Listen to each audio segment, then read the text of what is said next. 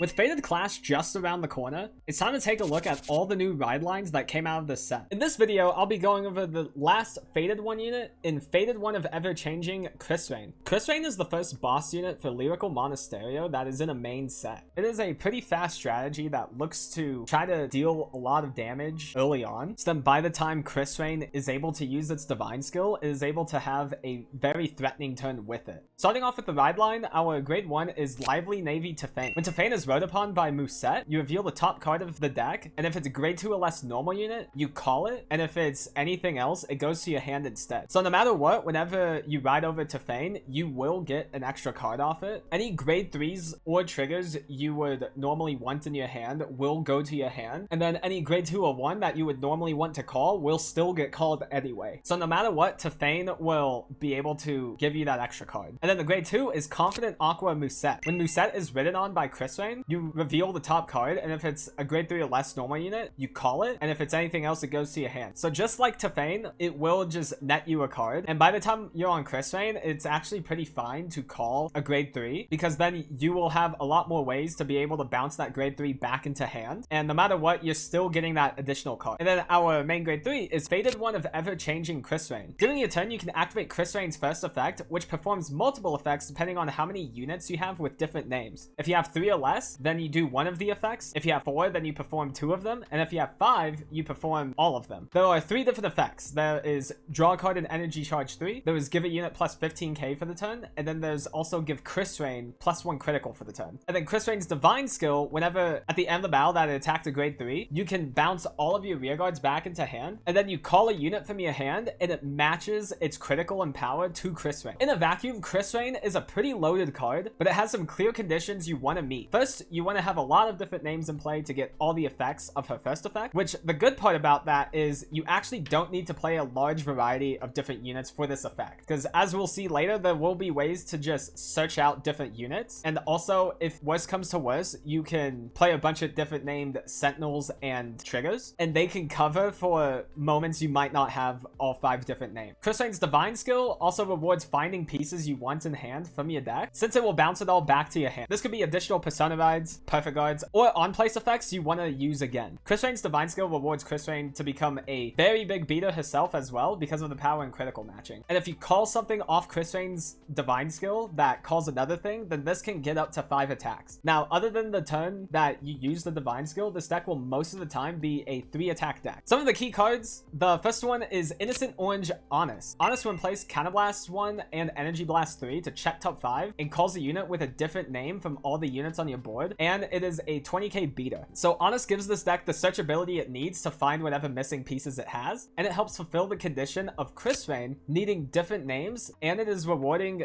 being bounced since it can use the on-place effect again. Krysrain's Energy Charge 3 also helps fulfill this condition much easier and basically turns it into a Counterblast 1. Next is the double rare booster for Krysrain, which is Cynical Composer Rom. Rom is a 13k booster, and whenever it boosts Krysrain, you can Energy Blast 3, and whenever your opponent tries to guard Krysrain with a Sentinel, they also have to guard with 2 more different grades from their hand. So Rom gives a very unique guard restrict. It is almost a 3-card guard restrict because Krysrain will usually be so big that even without a Sentinel, the opponent has to guard with at least 3 cards to guard it. Rom, however, punishes the opponent to potentially guard with cards they normally wouldn't in order to Sentinel the attack. It being a 13k booster with it makes it hit like a truck in the process. It's a very cool guard restrict that this deck has access to. Next up is the grade 1 staple for Lyrical Monasterio, which is Cooling Heart Yuika. Yuika is a 13k body when you are grade 3 or greater, and after it boosts an attack, it can Soul Blast 1 and bounce the boosted unit back to hand. So Yuika is a staple in almost every single variant in Lyrical Monasterio. In Krysrain, it is no exception. Having the ability to bounce whatever on-place effect you will use will forever be useful, especially in this deck, trying to maintain its different names to have for Krysrain's effect. Yuika can also add back to hand whatever you call off the ride line in Honest, like a Sentinel or a Persona ride, which adds more versatility in those top call effects. And then the last unit I want to talk about is Moon Nesting Fantasia Adelaide. At the end of the battle it attacked while boosted, you can Soul Blast 1 and bounce the booster back to hand. Then you can remove an overtrigger from drop and call a unit from your hand. So Adelaide is a very nice card in this deck because, again, like Yuika, it can bounce units on the board back to hand. It can bounce boosters skills like Eureka, Sentinels, or Triggers. When in a column with Eureka, both of those skills will be able to bounce the column back in the hand, preserving 2 different named units for the following turn. It can also, once per game, get an extra attack like Krysrain, so on personified turns, the combo potential is very high for this deck. For the Regardless piece we are playing, there are 2 good options for Krysrain. Gratia's Gradle is solid to give an extra personified in this deck because it is most of the time a 3-attack deck, so having the additional free power can be really big for those attacks having a lot of threat to them. On the turn you do use the Divine skill, however, personified is very impactful since the unit you call will match to that power. The other option is Bracing Angel Ladder because it helps protect your rearguards to maintain the different names. It especially helps keeping Eureka on board to keep up with bouncing your rearguards back. For the over trigger, Edo's Faro, it is an additional critical trigger that Krysrain can pass the next rearguard as well. It can also help regain whatever piece you are missing for your board the next turn. Lyrical over trigger is also very good because it helps the deck hit numbers outside of the Divine skill turn. Mostly personal preference on which one you want to use.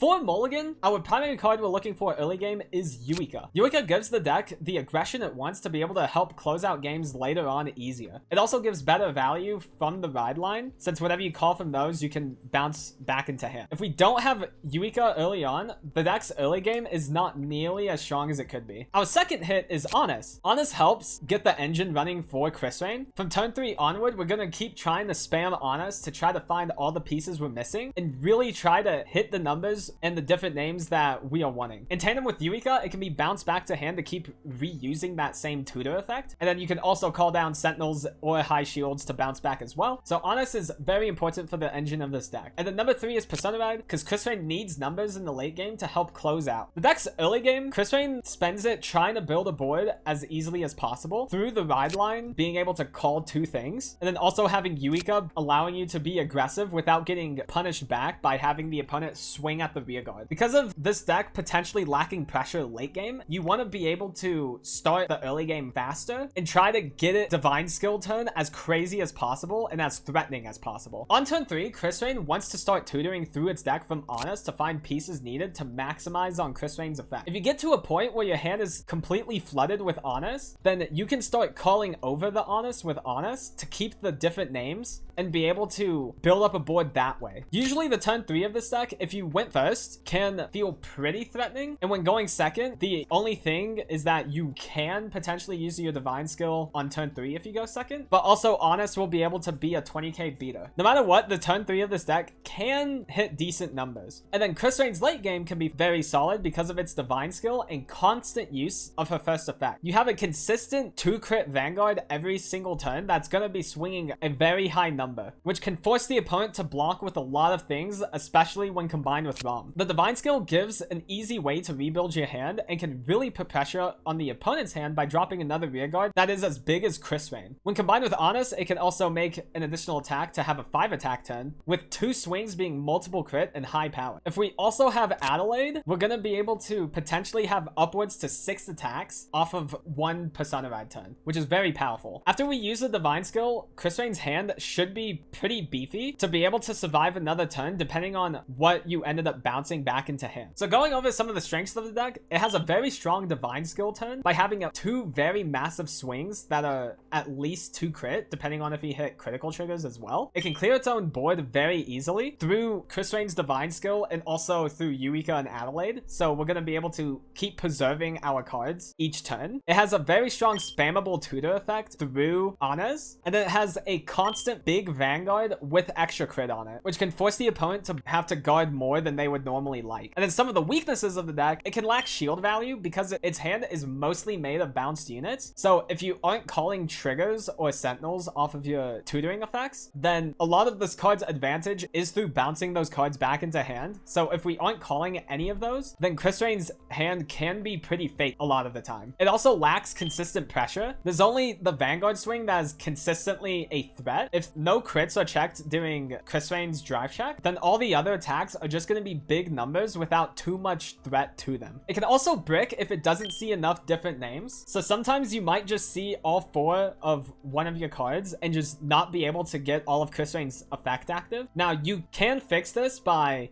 playing lower counts of some cards in this deck, but for the most part, you won't really need to, but at some points that can happen. And then it is also a 3-attack deck outside of the once per game effects. So the only ways we can get extra attacks through this deck is from Krysrain's Divine skill and through Adelaide's remove overtrigger from drop skill. So outside of those, Krysrain will be a 3-attack deck.